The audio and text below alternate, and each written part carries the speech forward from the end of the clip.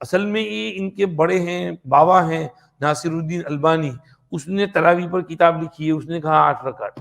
انہوں نے اب سے 30 سال پہلے، 40 سال پہلے حرمین میں 8 رکعت لانے کی کوشش کی تھی، لیکن فیل ہوئے تھے۔ اس وقت مدینہ شریف کے ایک بہت بڑے عالم تھے شیخ عطیہ سالم، جو مدینہ ہی میں رہتے تھے، زندگی وہاں گزری، مدرس بھی تھے، اصلاً مصری تھے، بہت پکے مقلد تھے، مالکی المذہب تھے غالباً، یا شافعی المذہب تھے۔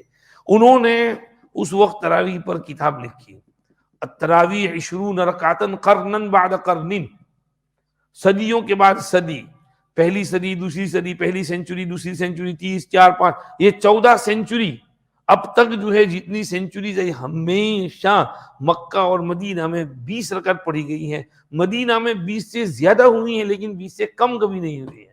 حضرت نے وہ رسالہ لکھا تو جتنے لوگ تھے سب کی بولتی بند ہو گئی اور یہ فتنہ دب گیا۔ لیکن پھر انہوں نے کوشش کی کہ حرمین میں 20 رکعت آئے۔ ان کے گزرے ہیں بن باز صاحب، ریاض میں ہوتے تھے، دارالافتاء والارشاد میں، وہاں سے انہوں نے فتویٰ نافذ کیا، تمام سعودی کی مسجدوں میں حکم نافذ کیا کہ تراویح جو ہے 8 رکعت ہے، آپ کے لیے 20 رکعت پڑھانا منع ہے۔ ہمارے ایک دوست مکہ شریف میں تنعیم کے محلے میں ایک مسجد تھی، وہاں امامت کرتے تھے، سال ہاں سال سے 20 رکعت پڑھاتے تھے، قرآن بہت اچھا پڑھتے تھے، تیز پڑھتے تھے، لوگوں کو ان کی قرات پسند تھی۔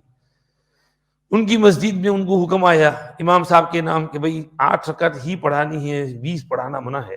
انہوں نے کہا کہ بھئی لوگ چاہتے ہیں 20 تو 20، نماز پڑھانے سے بھی وہ منع کرتا ہے، بھئی نماز پڑھنے سے کیوں منع کر رہے ہیں؟ کہا نہیں، اوپر سے دارالافتاء سے بن باز صاحب کا آرڈر آیا ہے، اس لیے آپ کو 8 ہی پڑھانا ہوگا، 8 سے زیادہ نہیں پڑھا۔ بیچارے کیا مجبور کیا کریں۔ اب جو ہے 8 رکعت پر چلنا شروع کیا تو 20 رکعت میں ایک پارہ سوا پارہ پڑھیں تو ٹانگوں میں درد نہیں ہوگا، 8 رکعت میں اگر ایک پارہ سوا پارہ پڑھنے جائیں تو یہ گھٹنے ڈھیلے ہو جائیں گے، یہ ٹانگیں جو ہیں وہ جیلی ہو جائیں گی، کیونکہ لمبی لمبی رکعت ہوگی نا، تو آدمی تھک جائے گا۔ تو پیچھے لوگ تھک گئے، کہنے لگے قاری صاحب بس کرو، اب تو نہیں کھڑا رہا جاتا۔ تو اب قرآن جو ہے پورا کے بجائے آدھا کر دیا، تو پورے رمضان میں 15 پارے، 16 پارے، 17 پارے، پھر دھیرے دھیرے 12 پارے، 13 پارے یہاں پر آ گئے۔ تو رمضان میں اتنا قرآن ہوتا تھا، باقی ختم نہیں پڑا۔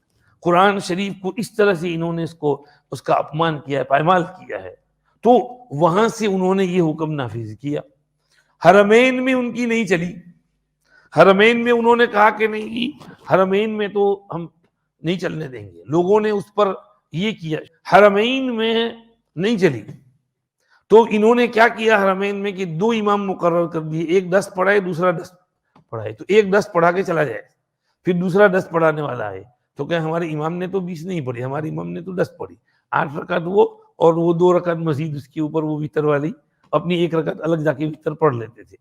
لیکن پھر جب کووڈ ہوا تو یہ ابھی 3 سال پہلے کووڈ میں ان کو بہانہ مل گیا، انہوں نے کووڈ کے بہانے سے یہ کہا کہ بھئی یہ بیماری دوسروں کو لگ سکتی ہے، اس لیے حرم سے سب کو جلدی نکالنا ضروری ہے، اس لیے 8 رکعت تراویح ہوگی۔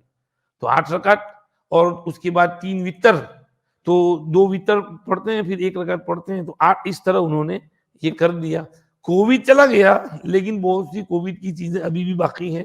حرم شریف پہ تالا لگا ہوا ہے، صرف 2 دروازے کھلے ہیں، کنگ عبدالعزیز، کنگ فہد، باقی سارے دروازے بند ہیں، اور حرم میں احرام کے بغیر جا نہیں سکتے ہیں۔